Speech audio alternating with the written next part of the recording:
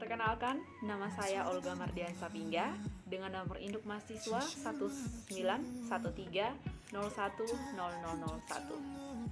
Saya mahasiswa dari Universitas Nusa Cendana Kupang, Fakultas Kelautan dan Perikanan, Program Studi Budidaya Perairan.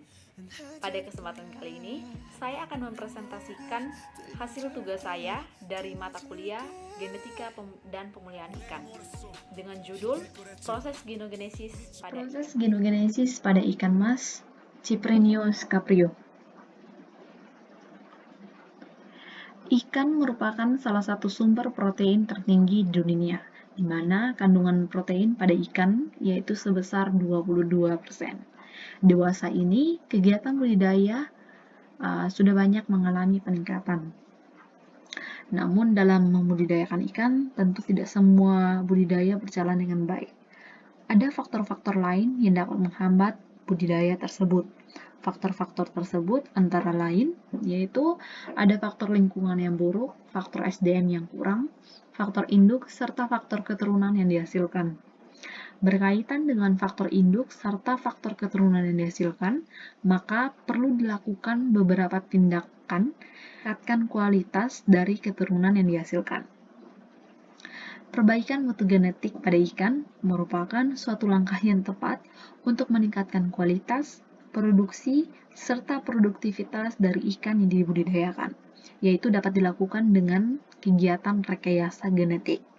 Kegiatan rekayasa genetik sendiri terbagi atas 3 macam, yaitu dapat melalui metode manipulasi kromosom, manipulasi kelamin, atau transgenik DNA rekombinan.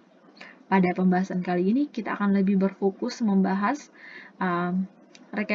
kegiatan rekayasa genetik menggunakan metode manipulasi kromosom, yaitu menggunakan proses genogenesis. Ikan mas dengan nama latin Cyprinius caprio merupakan ikan yang paling banyak diminati, dikarenakan ikan ini memiliki kandungan protein yang tinggi, serta harga jual dari ikan mas sendiri terbilang cukup murah. Perkembangan budidaya ikan mas di Indonesia mengalami kemajuan yang pesat dengan sistem pembudidayaan yang bermacam-macam.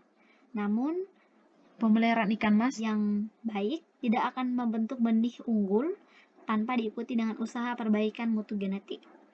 Salah satu cara untuk memperbaiki mutu genetik dari ikan mas sendiri yaitu dengan meningkatkan kualitas benih ikan mas, yaitu dengan program pemulihan yang tepat. Program pemulihan yang berkembang saat ini yaitu menggunakan metode genogenesis. Proses genogenesis merupakan salah satu metode dalam manipulasi kromosom, di mana metode ini hanya diterapkan pada ikan budidaya yang mempunyai tingkat domestika tinggi. Perlu kita ketahui bahwa proses genogenesis merupakan proses penurunan sifat melalui pembentukan zigot dari gamet betina tanpa adanya kontribusi dari gamet jantan, di mana gamet jantan hanya berfungsi untuk merangsang perkembangan dari sel telur serta tidak menurunkan sifat-sifat genetiknya. Adapun tujuan dari proses genogenesis, yaitu yang pertama, untuk mempercepat proses dalam memperoleh induk yang murni dengan homozigositas yang tinggi. Yang kedua, untuk mempercepat proses seleksi. Dan yang ketiga, untuk memproduksi populasi kelamin tunggal untuk keturunan yang dihasilkan semuanya yaitu betina. Serta proses genogenesis ini juga bertujuan untuk menghasilkan benih ikan dengan pertumbuhan yang cepat, kemudian hasil panen yang memuaskan, serta benih ikan yang dihasilkan itu resisten terhadap penyakit. Proses genogenesis sendiri dapat terjadi secara alami dan buatan, di mana genogenesis secara alami umumnya itu jarang terjadi. Hal ini dikarenakan embrio dari sperma yang masuk ke dalam sel telur itu dalam keadaan tidak aktif dan jarang ditemukan. Sedangkan secara buatan dapat dilakukan dengan mutagenesis sperma dengan bantuan sinar UV dan kejutan panas. Proses genogenesis terdiri atas 2, yaitu radiasi dan diploidisasi, di mana tujuan dari radiasi sendiri untuk menonaktifkan material sperma yang akan digunakan untuk membuahi sel telur dengan menggunakan sinar UV. Sedangkan proses diplodisasi itu tujuannya untuk menghasilkan individu normal 2N dengan kejutan suhu. Berikut proses genogenesis pada ikan mas. Proses genogenesis sendiri terdiri atas dua bagian, yaitu yang pertama radiasi. Sebelum melakukan proses radiasi sperma dengan menggunakan sinar UV, maka langkah awal yang dilakukan yaitu dengan melakukan penyuntikan pada induk ikan mas dengan menggunakan hormon ovaprin dengan maksud untuk mempercepat pematangan gonad serta tanpa mempengaruhi kemampuan hidup dan fekunditas dari ikan mas.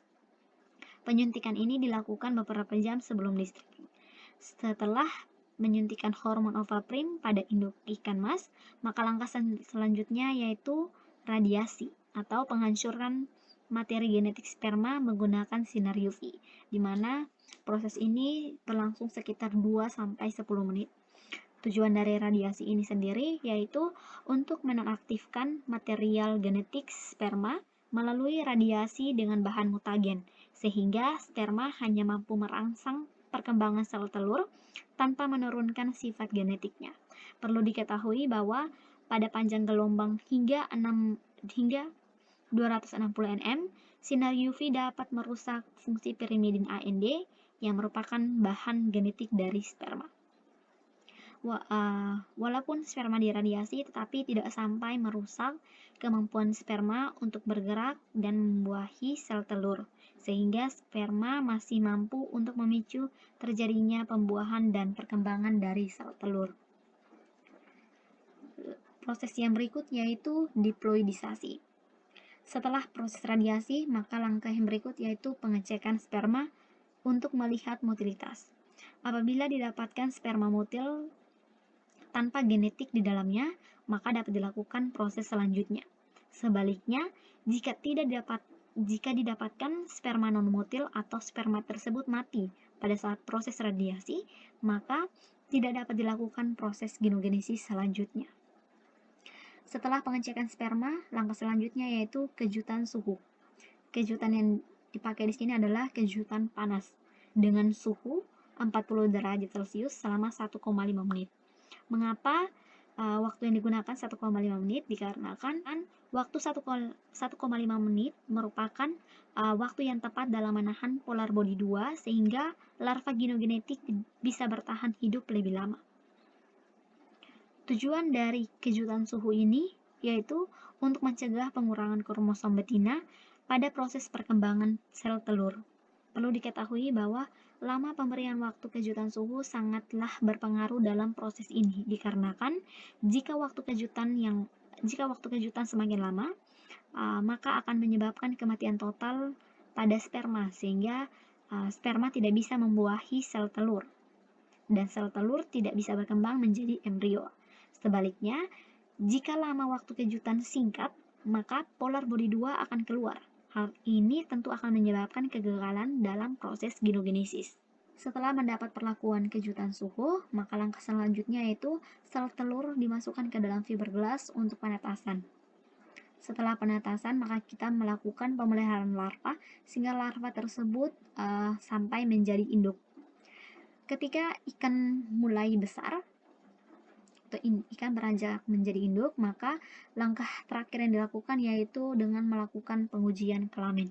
Dari keseluruhan proses genogenesis pada ikan mas ini, maka hasil yang didapatkan yaitu mendapatkan induk ikan mas ataupun benih ikan mas yang lebih unggul dan berkualitas, serta waktu produksi yang dibutuhkan itu relatif cepat. Perlu diketahui juga bahwa keberhasilan dari proses genogenesis itu dilihat dari derajat pembuahan telur, kelangsungan hidup embrio, derajat penetasan, kelangsungan hidup larva, serta kelangsungan hidup dari ikan. Baik, sekian dari penjelasan saya. Semoga bermanfaat. Sekian dan terima kasih.